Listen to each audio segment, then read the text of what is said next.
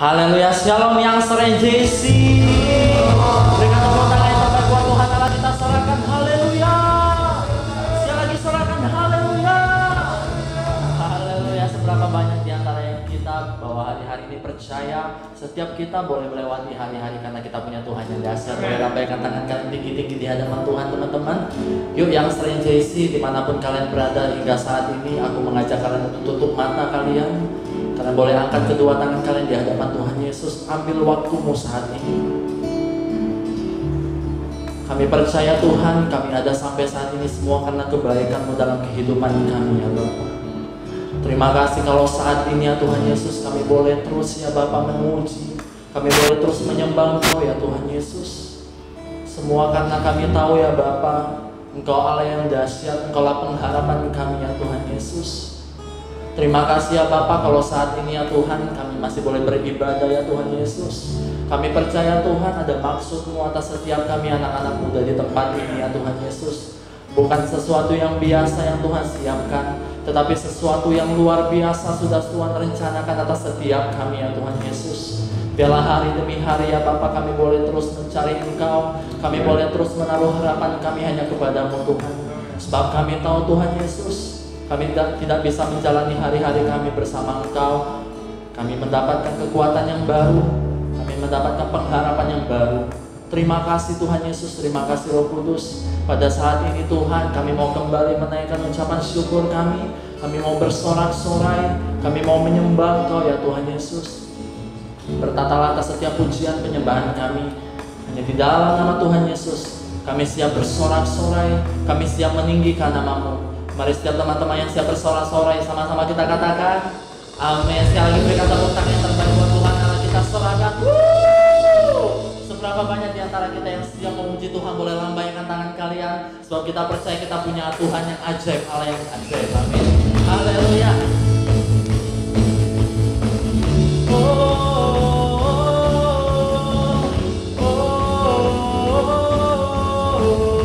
Sekali lagi sama-sama katakan.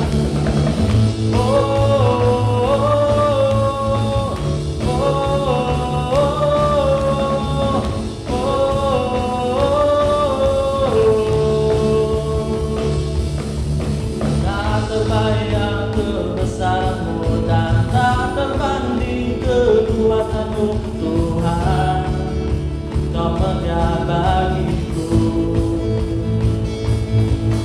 Senang jiwa dan pengharapan telah ku serahkan untuk rencana-Mu Tuhan.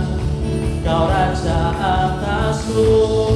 Mari angkat tangan kalian katakan hanya Kau yang layak ditinggikan. Mari yang sering sisi, lambaikan tangan kalian katakan ajaib Kau Tuhan, agung dan perkasa. Kau sumber kemenanganku, layak berkuasa, berlimpah namanya. Panggil namanya Yesus, Yesus Kaulah Raja mulia.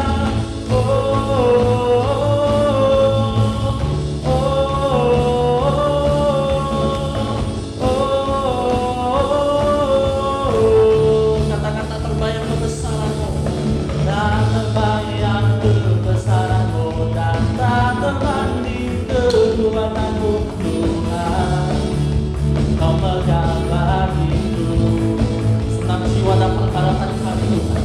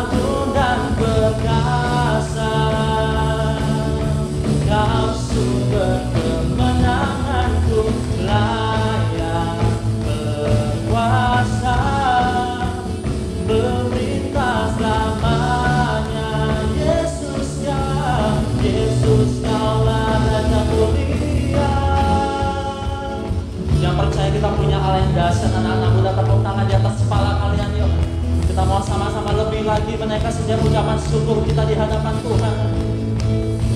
Semuanya lambaikan tangan kalian. Hey. Woo.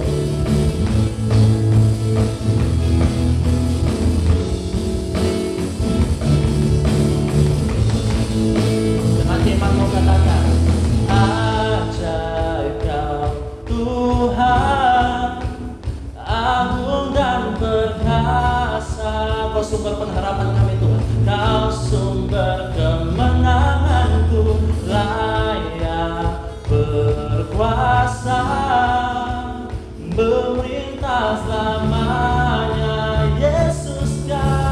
Yesus Kaulah Raja mulia, ajaib Kau Tuhan, agung dan perkasa. Kau sumber pengharapan kami Tuhan, Kau sumber kemenanganku, layak berkuasa, memerintah selamanya. Panggil namanya Yesus, Yesus Kaulah Raja mulia. Sekali lagi dengan imanmu katakan, Raja mulia. Berikan sorak-sorai yang terbaik buat Tuhan Allah kita. Sorakan. Haleluya. Sekali lagi tanpa musik, berikan tepuk tangan yang terbaik buat Tuhan Allah kita. Seberapa banyak di antara kita yang percaya kita punya Allah yang dahsyat, berikan tepuk tangan yang terbaik buat Tuhan Allah kita, teman-teman. Haleluya. Teman-teman, sekarang saatnya kita akan masuk dalam penyembahan kita saat ini. Mari kita mau siapkan hati kita sebelum kita memberikan setiap ucapan syukur kita lewat penyembahan kita saat ini. Teman-teman, kalian boleh siapkan persembahan kalian yang terbaik. Teman-teman boleh memberikan persembahan lewat transfer di nomor rekening yang sudah tertera di layar streaming teman-teman semua. Dan saat ini mari kita siapkan hati kita, teman-teman. Semua pejamkan mata kalian, kita mau berdoa. Sekali lagi Tuhan Yesus, kami kembali ke hadirat-Mu ya Bapa. Kami mengucap syukur Tuhan untuk setiap perkenan-Mu dalam kehidupan kami ya Tuhan. Kami tahu ya Bapa, setiap keberadaan kami hingga saat ini semua karena kebaikan-Mu dalam kehidupan kami. Apapun yang Tuhan izinkan terjadi ya Bapa, kami percaya Tuhan Engkau punya rencana yang indah atas setiap kami. Engkau punya rancangan yang besar atas setiap kami anak-anak muda generasi Yeremia di tempat ini Tuhan Yesus. Biarlah saat ini ya Bapa, kami boleh fokuskan diri kami Tuhan. Kami mau masuk dalam penyembahan kami ya Tuhan Yesus. Biarlah setiap hormat kemuliaan hanya kami naikkan kepada-Mu ya Bapa. Oh Yesus Tuhan, kami datang ke hadirat-Mu Bapa, membawa syukur kami, membawa pujian kami Yesus, hanya bagi-Mu.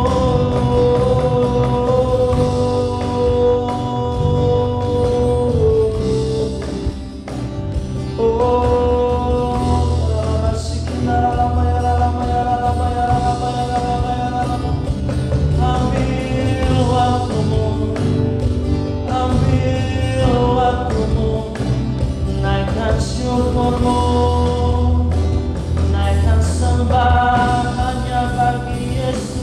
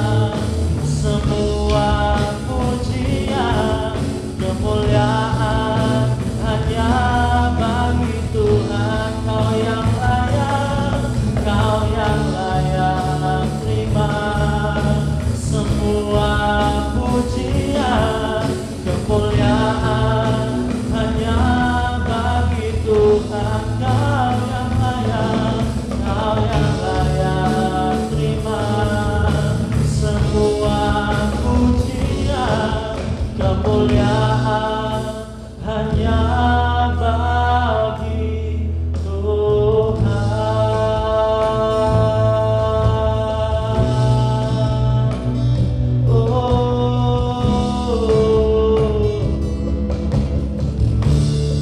Sebab Kau yang layak Tuhan, Kau yang layak terima pujian kami, Kau yang layak terima segala hormat kami Yesus. Kau saja yang layak, Kau saja yang layak Tuhan.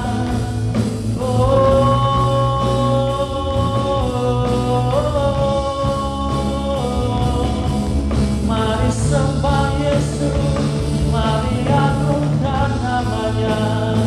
Sebab namamu yang berkuasa Tuhan, kuasa yang memulihkan setiap hari, kuasa yang menyembuhkan setiap hari. Haleluya.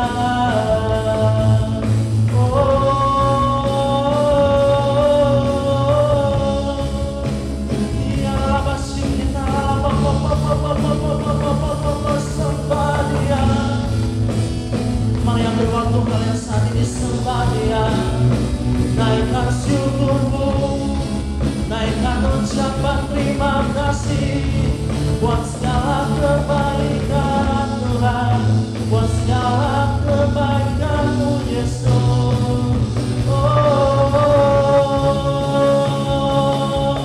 Kami sembah Kau Tuhan, kami sembah Kau Yesus. Come Holy Spirit in this place, oh Lord. Come Holy Spirit in this place, oh Jesus. Oh ya Allah, kami rindu lawanan-Mu Tuhan. Mengalirlah kuasa-Mu, mengalirlah ya Roh-Mu Bapa. Oh ya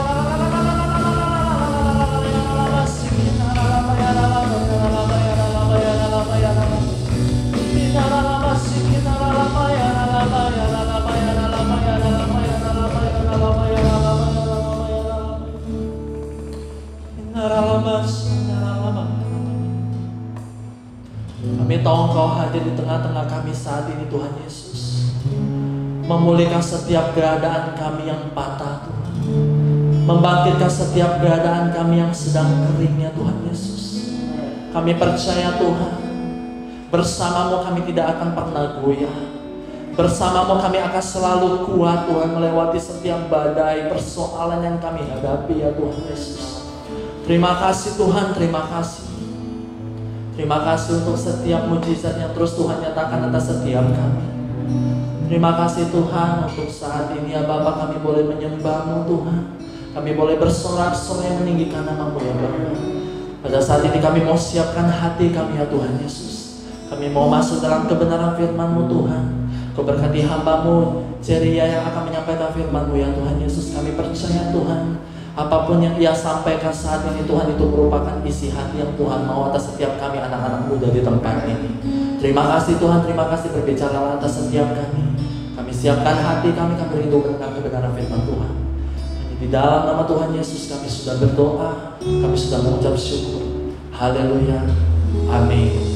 Yang lagi berikan tepuk tangan kita bagi Tuhan Allah kita. Shalom yang Sri Maneli dan Junior Church, kembali lagi kita di ibadah online service di hari Sabtu. Yuk sebelum kita mulai, kita bersatu hati dalam doa ya. Terima kasih Yesus Tuhan, terima kasih Bapa. Sebentar kami akan mendengarkan sharing firman-Mu ya Bapa. Berkati setiap kami dimanapun kami berada ya Bapa. Kiranya apa yang kami dengar Yesus Tuhan dapat menjadi rema di dalam kehidupan kami. Hanya di dalam nama Tuhan Yesus, haleluya, amin. Oke, pada malam hari ini kita akan bicara mengenai finish strong. Sesuatu hal yang menyatakan di dunia akhir-akhir zaman ini, bicara tentang bagaimana sih kita untuk bisa menyelesaikan hidup ini tuh kayak pertandingan ya. Jadi gimana caranya kita bisa menyelesaikan pertandingan ini dengan strong dan baik gitu. Oke. Malam hari ini judul sharing kita adalah climb up yang artinya memanjat ke atas. Nah, seringkali kita itu bisa mengawali sesuatu itu dengan baik. Tapi banyak orang juga yang bisa tiba-tiba terhenti di tengah jalan. Kebanyakan dari kita bisa memulai segala sesuatunya, saat menjalaninya itu, saat mempertahankannya itu susah, sulit. Bahkan untuk mencapai garis akhir, untuk mencapai garis finish, malah biasanya ada yang terhilang. Ada yang mengundurkan diri, ada yang menyerah, menjadi kecewa, ada yang gak mau lagi berusaha, putus asa di tengah jalan, banyak seperti itu. Nah, pada malam hari ini tuh aku yang bicara, jadi tuh kayak pengen bilang, sebuah kehidupan itu banyak diantara kita tuh bisa berangkat tapi tidak bisa sampai pada tujuan dengan benar gitu loh. Jadi banyak orang yang bisa mulai komitmen, excited, penuh iman ketika memulai, tapi ketika menjalani, mengalami masalah, tiba-tiba putus asa, berhenti, dan sulit mencapai tujuan hidupnya gitu loh. Nah, di Alkitab ada mengajarkan kepada kita, Rasul Paulus ada bilang, kita bukan saja harus bisa mengawali, tapi juga harus bisa mengakhirinya dengan benar. Itulah artinya berarti ya memang kita harus bisa menuntaskan apa yang sudah kita mulai gitu loh. Di Alkitab kita lihat di firman Tuhan 2 Timotius 4 ayat 7 ya.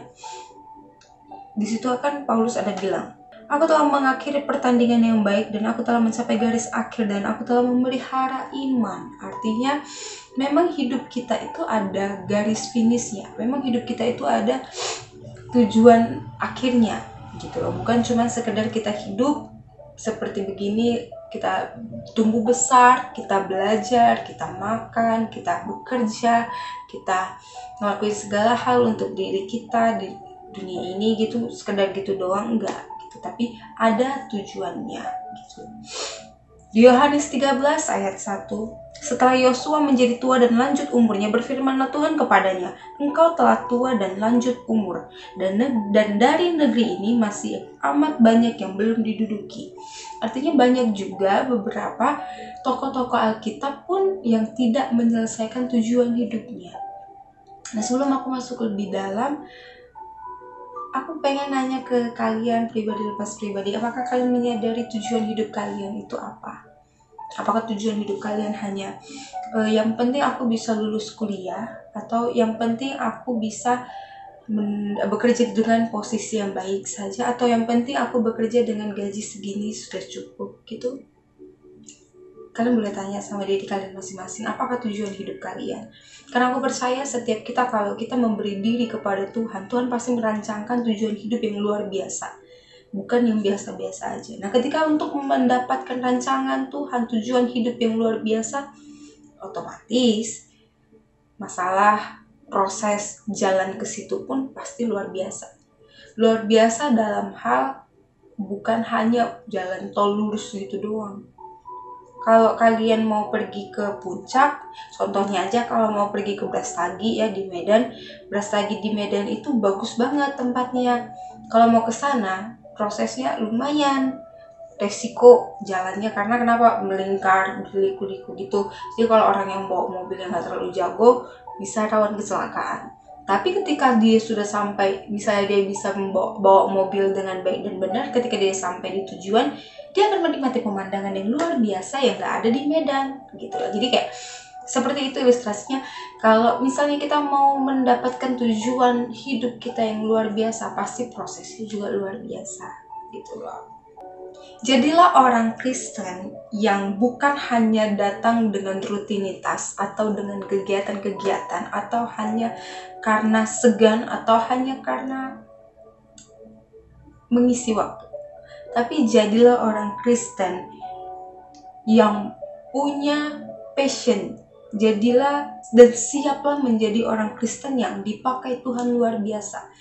Jangan mau jadi orang Kristen yang gak dipakai jadi apa-apa. Jadilah orang Kristen yang memiliki panggilan Tuhan dan yang mengerjakan panggilan Tuhan tersebut.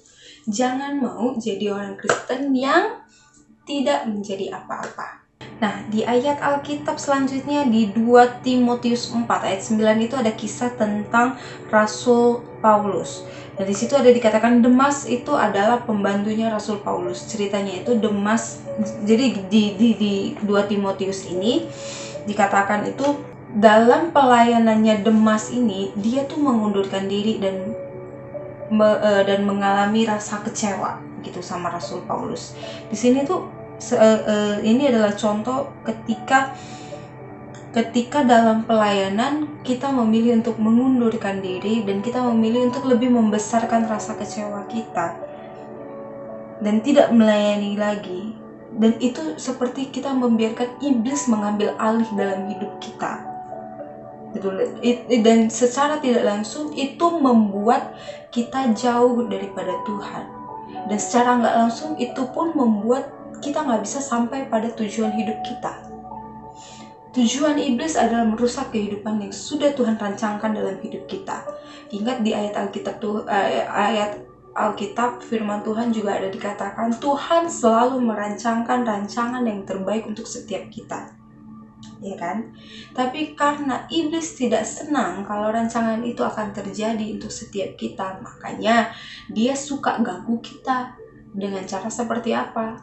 Membuat kita merasa jenuh dalam pelayanan, bikin kita terbuai akan rasa kecewa kita terhadap manusia. Padahal ya di Alkitab juga ada dibilang besi menajamkan besi, manusia menajamkan sesamanya. Artinya di dalam pelayanan kita pasti akan mengalami gesekan. Tujuan gesekan itu adalah untuk apa? Untuk mendewasakan kita, untuk bikin kita grow up, untuk biar kita bisa belajar sesuatu dan tumbuh jauh lebih dewasa lagi. Tapi kalau ketika kita mengalami gesekan itu, kita malah menyerah, kita malah putus asa, kita malah pelihara rasa kecewa itu lebih besar daripada rasa memaafkan sesama kita. Iblis mana? Dia dengan gampang bisa merusak tujuan hidup kita yang udah Tuhan rancangin buat kita. Dengan gampang dia bisa ngebuat kita nggak memenuhi panggilan hidup kita. Dan gampang juga dia bikin kita nggak bisa ngejalanin panggilan hidup kita dengan baik. Gitu. Terus di sini juga ada dibilang berusahalah supaya segera datang kepadaku karena Demas telah mencintai dunia ini dan meninggalkan aku. Ia telah berangkat ke Tesalonika, Kreskes telah pergi ke Galatia dan Titus ke Dalmatia. Artinya apa? Mereka mencari kesenangan dunia. Kita kalau masih lebih menimang, lebih menyayangi perasaan kecewa kita, lebih memelihara kedagingan kita, lama-kelamaan kita pasti menjauh daripada Tuhan. Pertanyaannya di sini, bagaimana kita bisa bertahan untuk mengawali dan mengakhiri dengan baik panggilan Tuhan dalam hidup kita? Bagaimana caranya? Di sini aku mau kasih 3 cara buat setiap kita. Untuk yuk kita sama-sama belajar gimana caranya biar kita bisa mengawali dan juga mengakhiri panggilan Tuhan dalam hidup kita. Nah, yang pertama, berjaga-jaga dengan daya tarik dunia. Seperti yang tadi aku bilang, ya kisah Demas, pembantunya Rasul Paulus seperti itu. Kita harus berjaga-jaga dengan apa yang menjadi tawaran dunia ini. Dunia ini sungguh membuat kita enak, membuat daging kita terasa sungguh nyaman. Dunia memanjakan daging kita, maka dari itu kita harus berhati-hati dengan daya tariknya. Karena gak sedikit orang tertarik dengan kenyamanan dunia ini. Alkitab juga ada menulis banyak yang dipanggil, sedikit yang terpilih. Kenapa hanya sedikit yang terpilih? Padahal yang dipanggil banyak. Karena mereka gak sanggup menolak ketertarikan dunia ini. Gitu. Perlu kita tahu dunia ini akan berlalu nantinya. Dunia ini gak akan kasih kita kekekalan. Yang bisa kasih kita kekekalan itu hanya Tuhan Yesus Kristus. Hidup di dalam Tuhan, hidup bersama Tuhan yang hanya akan bisa ngasih kita kekekalan selamanya. Tapi kalau di dunia ini semua fana, semua semu, itu akan berlalu begitu aja. Percaya nggak percaya, setiap kehidupan kita nih, kalau misalnya kalian mau coba konekkan gitu ya sama kehidupan nyata kita, coba kalian bayangin, dulu pernah dengar cerita orang, dulu dia adalah orang kaya tapi sekarang dia jatuh miskin. Dulu dia adalah orang miskin, sekarang dia sangat kaya raya. Artinya apa? Roda terus berputar. Ada kan pepatah dunia bilang roda dunia itu terus berputar. Roda kenapa terus berputar? Artinya memang dunia ini ada masanya. Jadi kalau misalnya kita memberikan diri kita untuk dunia ini pasti akan ada masanya. Tapi ketika kita memberikan diri kita kepada Tuhan, kita kekal bersama Tuhan.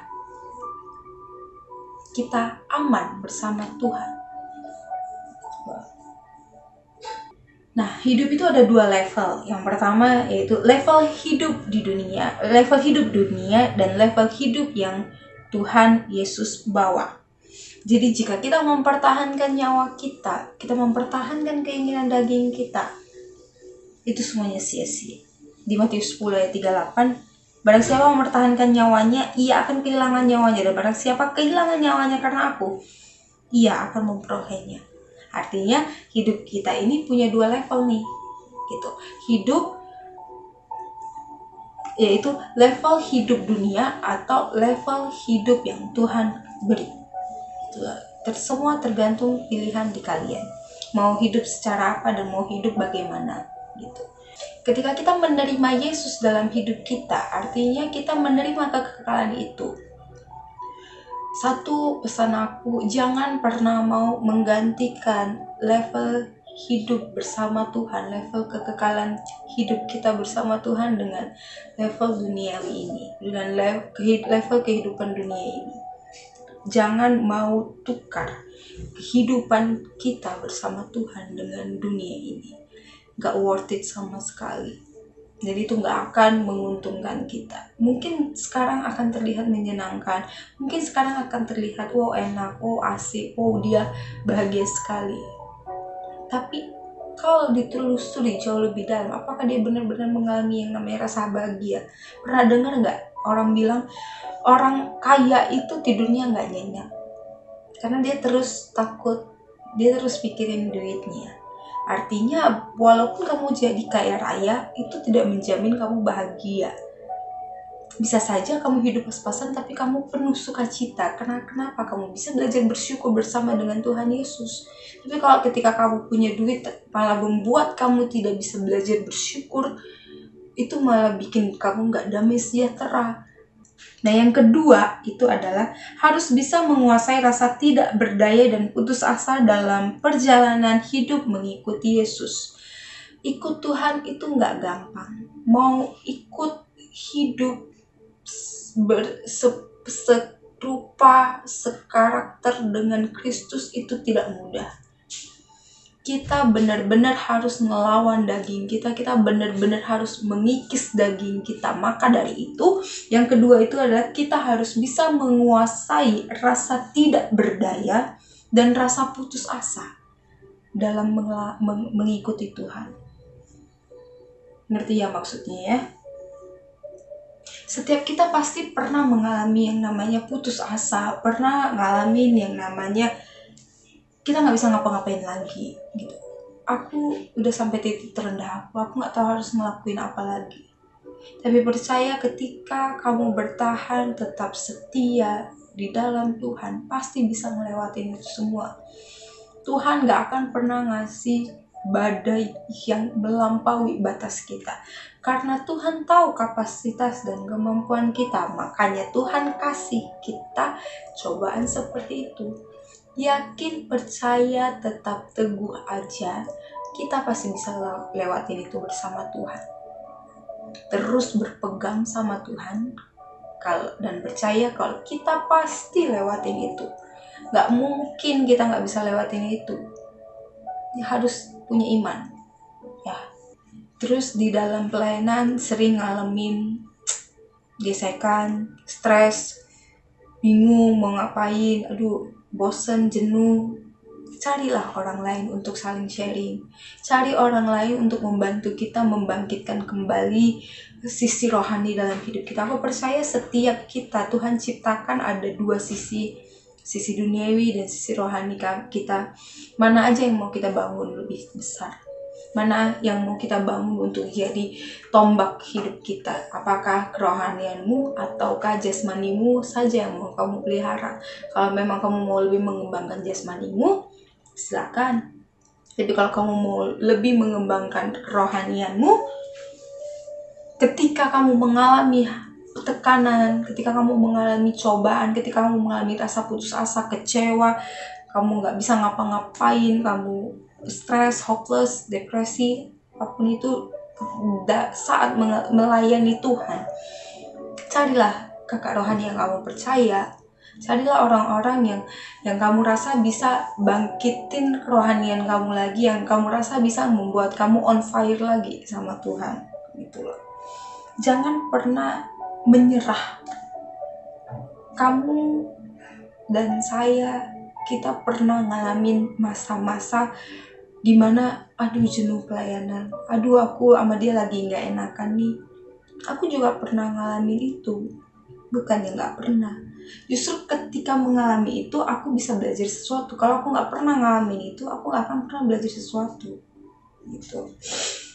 Di firman Tuhan Kisah Para Rasul 1 ayat 8 dikatakan, tetapi kamu akan menerima kuasa kalau Roh Kudus turun ke atas kamu, dan kamu akan menjadi saksiku di Yerusalem dan di seluruh Yudea dan Samaria dan sampai ke ujung bumi. Artinya Tuhan gak pernah ninggalin kamu sendiri. Tuhan selalu mikirin kita, bahkan sampai ketika kita lagi berada di titik terendah kita, Tuhan ngasih kita kekuatan. Tuhan kasih kita sebuah kuasa yang luar biasa dari dirinya sendiri untuk kita. Tuhan sayang banget sama setiap kita. Dia kasih Roh Kudusnya, dia kasih istilahnya itu cloningannya loh. Untuk setiap kita, biar kita bisa benar-benar ngejaga hidup kita di dalam Dia. Nah, yang ketiga, bagaimana supaya kita bisa bertahan saat mengawali dan juga mengakhiri panggilan Tuhan dalam hidup kita. Nah, yang ketiga itu adalah kita harus ngelakuin 2up, yaitu upgrade dan update. Yang ketiga itu adalah kita harus kita harus melakukan yang namanya 2up, upgrade dan update. 2up yang dimaksud di sini adalah upgrade, kita harus siap melakukan progresif di dalam apapun yang kita lakuin untuk Tuhan. Dalam pelayanan, termasuk dalam pertumbuhan rohani kita. Kita harus mau upgrade, kita harus mau naik level, kita harus mau next level. Kita nggak mau stuck di situ-situ aja. Kita harus berubah sesuai dengan rancangan yang udah Allah kasih. Jadi kayak mesin software aja semua butuh di-upgrade sesuai dengan kondisi zaman. Begitu juga dengan diri kita, begitu juga bukan cuma jasmani kita, bukan cuma fashion kita, bukan cuma jenis makanan kita yang di-upgrade, tapi juga kerohanian kita harus di-upgrade. Semakin hari semakin naik, semakin hari semakin naik, semakin hari semakin bertambah. Dan yang kedua itu adalah update. Jadi kamu gak bisa pakai cara misalnya nih nenek moyang dipakai ke anak muda zaman sekarang, udah gak bisa. Begitu juga dengan kerohanian. Makanya kenapa orang bilang zaman sekarang itu bukan zaman situs Nurbaya. Artinya kan memang ada perubahan zaman. Nah, rohani kita juga sama, butuh diupdate sesuai dengan di mana kamu sekarang Tuhan letakin. Misalnya sekarang kamu Tuhan lagi pakai di anak-anak sekolah minggu. Nah, gimana caranya kamu bisa update diri kamu untuk bisa masuk ke anak-anak sekolah minggu itu? Gitu lah. Jadi jangan kamu pakai pula ketika kamu melayani orang dewasa itu dipakai untuk ke anak-anak sekolah minggu, pasti nggak masuk gitu. Dan kamu jadinya kalau misalnya nih gaya kerohanian kita, hidup kita itu gak diupdate dan gitu-gitu aja tuh, sedangkan daging kamu, dunia ini memberikan sesuatu yang semakin update, tapi kerohanian kamu tidak diupdate, gak bisa gitu loh. Jadi jangan mau ketinggalan. Kita juga harus smart dalam kerohanian kita. Bukan cuman kita smart untuk jasmani kita gitu loh. Harus pikirin dua hal, rohani dan jasmani kita. Dan yang terakhir yang pengen aku bilang, untuk mengalami finishing strong dalam hidup ini, untuk biar kita bisa mengawali, bertahan, dan sampai tujuan akhir, mengakhiri panggilan Tuhan dalam hidup kita, jangan pernah tertarik dengan dunia ini.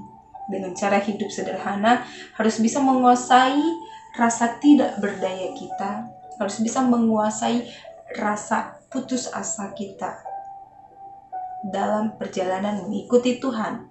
Dan juga kita harus siap melakukan 2-up itu, upgrade dan update, supaya kita senantiasa terhubung dengan Allah kita yang kekal. Nah, itu aja yang mau aku sharingin. Semoga itu bisa berguna buat kalian yang ngedengerin sharing pada malam hari ini dan mengikuti ibadah online yang Sri Mandali dan Junior Church. Oke, sebelum kita udah bisa, yuk aku mau tutup di dalam doa. Aku mau doain setiap kalian yang ngikutin ibadah online ini. Mari kita bersatu di dalam doa. Terima kasih Yesus Tuhan, terima kasih Bapa, kami telah mendengarkan sharing firman-Mu Bapa. Kiranya ya Bapa, apa yang telah kami dengar itu dapat kami terapkan di dalam kehidupan kami, itu dapat membangkitkan kembali semangat kami, itu dapat membakar kami kembali ya Bapa, api rohani kami Yesus Tuhan, gairah kami di dalam Engkau Bapa, dan juga cinta mula-mula kami ya Bapa tumbuh kembali bersama dengan Engkau. Terima kasih Yesus Tuhan, terima kasih Bapa, kami percaya dimanapun kami berada saat ini Yesus Tuhan, Mazmur 91-Mu melingkupi kami, berkat-Mu ya Bapa menaungi setiap kami Yesus Tuhan. Ampuni setiap kesalahan yang telah kami lakukan Bapa. Ampuni setiap kami Yesus Tuhan. Tarik kami kembali ke dalam jalan-Mu ya Bapa.